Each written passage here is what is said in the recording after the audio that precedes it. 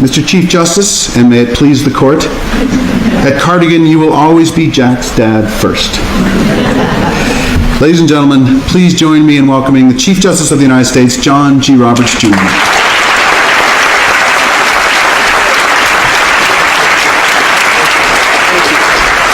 Thank you very much. Thank you.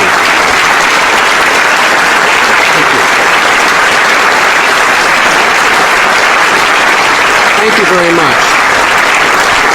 Thank you very much. Rain, somebody said, is like confetti from heaven. So even the heavens are celebrating this morning, joining the rest of us at this wonderful commencement ceremony. Before we go any further, graduates, you have an important task to perform, because behind you are your parents and guardians. 2 or 3 or 4 years ago, they drove into Cardigan, dropped you off, helped you get settled, and then turned around and drove back out the gates. It was an extraordinary sacrifice for them.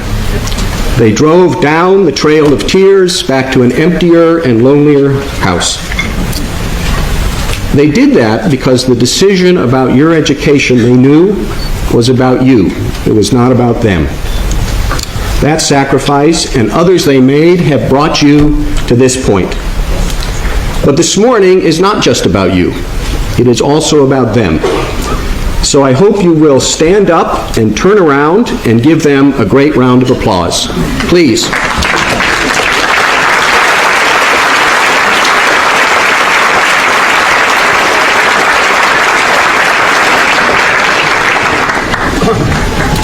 Now, when somebody asks me how the remarks at Cardigan went, I will be able to say they were interrupted by applause. Congratulations, class of 2017. You've reached an important milestone. An important stage of your life is behind you. I'm sorry to be the one to tell you it is the easiest stage of your life, but it is in the books. Now, while you've been at Cardigan, you have all been a part of an important international community as well. And I think that needs to be particularly recognized. También felicito a los graduados Cardigan de México y a todos los otros estudiantes internacionales. Su presencia como parte de la comunidad Cardigan la ha hecho un lugar más vibrante. Cardigan, Yorub-san, Robongye, Jin Sin Orin, Chikawa, Kiagnoe Malsim, Bonamnida. Now, around the country today, at colleges, high schools, middle schools, commencement speakers are standing before impatient graduates, and they are almost always saying the same things.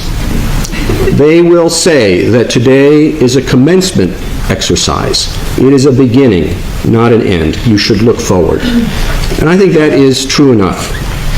However, I think if you're going to look forward, to figure out where you're going, it's good to know where you've been and to look back as well.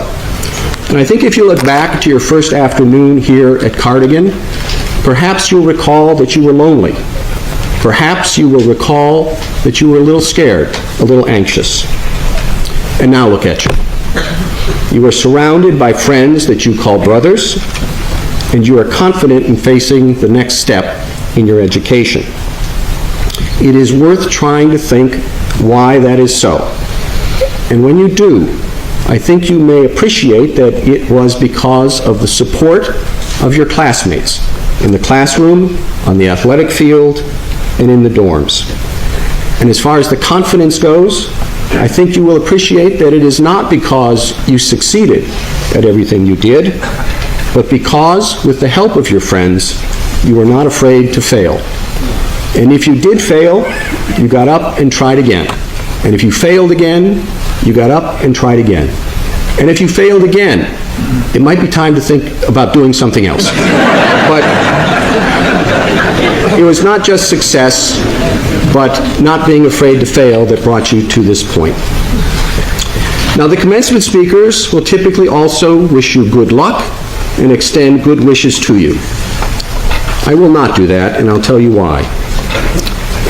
From time to time in the years to come, I hope you will be treated unfairly, so that you will come to know the value of justice.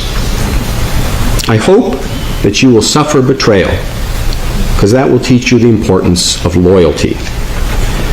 Sorry to say, but I hope you will be lonely from time to time, so that you don't take friends for granted. I wish you bad luck again from time to time, so that you will be conscious of the role of chance in life and understand that your success is not completely deserved and that the failure of others is not completely deserved either. And when you lose, as you will from time to time, I hope every now and then your opponent will gloat over your failure.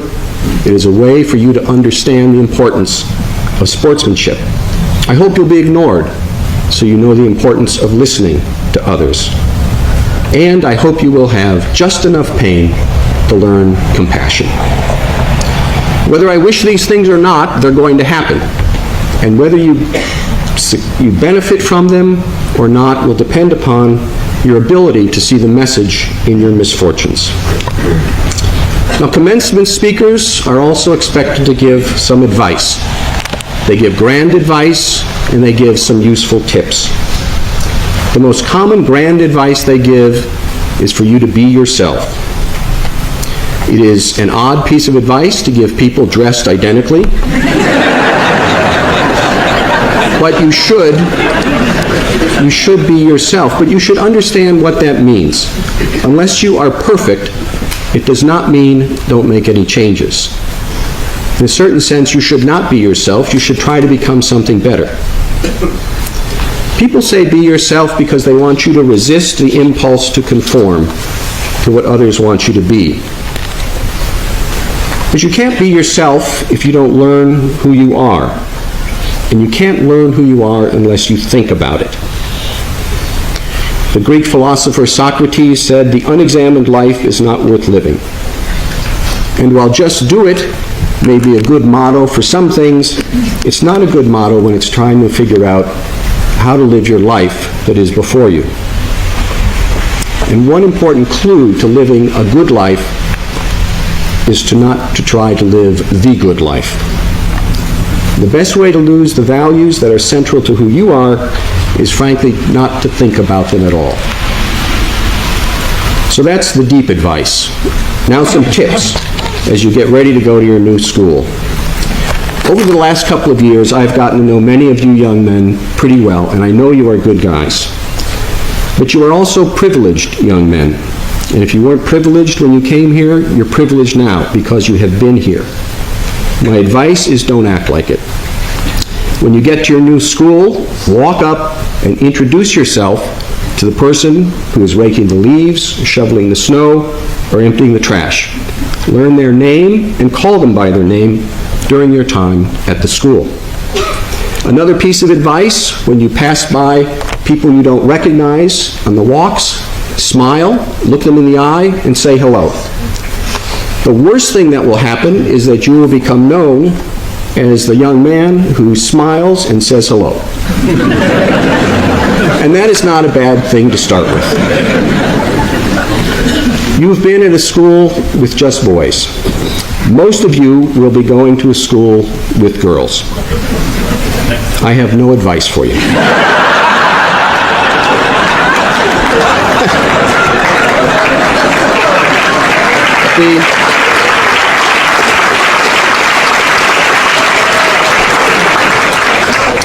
The last bit of advice I'll give you is very simple, but I think it could make a big difference in your life.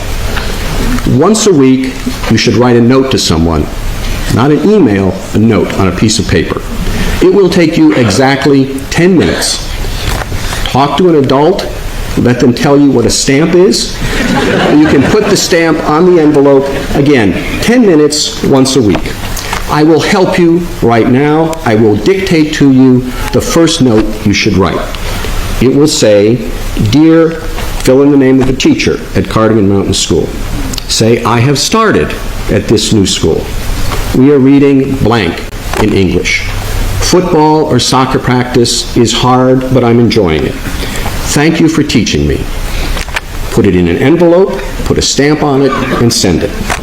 It will mean a great deal to people who, for reasons most of us cannot contemplate, have dedicated themselves to teaching middle school boys. As I said, that will take you exactly 10 minutes a week. By the end of the school year, you will have sent notes to 40 people. 40 people will feel a little more special because you did. And they will think you are very special because of what you did. Now, what else is going to carry that dividend during your time at school? Enough advice. I would like to end by reading some important lyrics. I cited the Greek philosopher Socrates earlier. These lyrics are from the great American philosopher Bob Dylan. They're almost 50 years old. He wrote them for his son Jesse, who he was missing while he was on tour. They list the hopes that a parent might have for a son and for a daughter. They're also good goals for a son and a daughter. The wishes are beautiful, they're timeless, they're universal. They're good and true, except for one. It is the wish that gives the song its title and its refrain. That wish is a parent's lament. It's not a good wish. So these are the lyrics from Forever Young by Bob Dylan. May God bless you and keep you always. May your wishes all come true. May you always do for others and let others do for you. May you build a ladder to the stars and climb on every rung, and may you stay forever young. May you grow up to be righteous. May you grow up to be true. May you always know the truth and see the light surrounding you. May you always be courageous, stand upright and be strong, and may you stay forever young. May your hands always be busy. May your feet always be swift. May you have a strong foundation when the winds of changes shift. May your heart always be joyful. May your song always be sung, and may you stay forever young. Thank you.